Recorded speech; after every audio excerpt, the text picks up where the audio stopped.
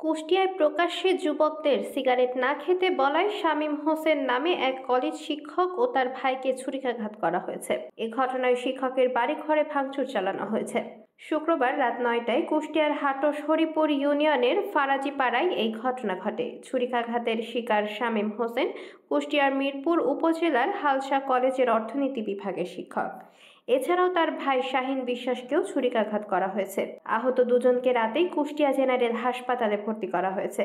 এখন তারা সেখানেই চিকিৎসাধীন রয়েছেন। স্থানীয়দের বরাতে পুলিশ জানায়, শুক্রবার সন্ধ্যা 7:30টায় ফারাজিপাড়া জামে মসজিদের পাশে একটি দোকানে এলাকার কয়েকজন যুবক সিগারেট খাচ্ছিলেন।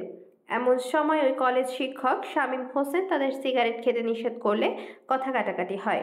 কথা কাটাকাটির এক পর্যায়ে এলাকার স্থানীয় যুবক জয়, প্রান্ত, জিশান, সাফায়েত, রাব্বি, হাবিব সহ বেশ কয়েকজন দেশীয় অস্ত্র নিয়ে কলেজ শিক্ষক শামীম তার ভাই শাহিন বিশ্বাসকে মারধর ও ছুরিকাঘাত করে।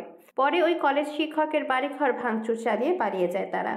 স্থানীয়রা শামীম ও তার ভাই শাহিন বিশ্বাসকে উদ্ধার করে কুষ্টিয়া জেনারেল হাসপাতালে ভর্তি করেন।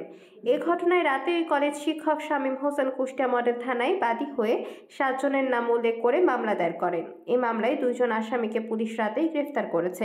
ঘটনার সত্যতা নিশ্চিত করেছেন কুষ্টিয়া মডেল থানার ওসি শেখ সোহেল রানা। তিনি বলেন, এই ঘটনায় 2 আসামিকে আদালতের মাধ্যমে কারাগারে পাঠানো হয়েছে। অন্য আসামিদের ধরতে পুলিশের অভিযান অব্যাহত রয়েছে।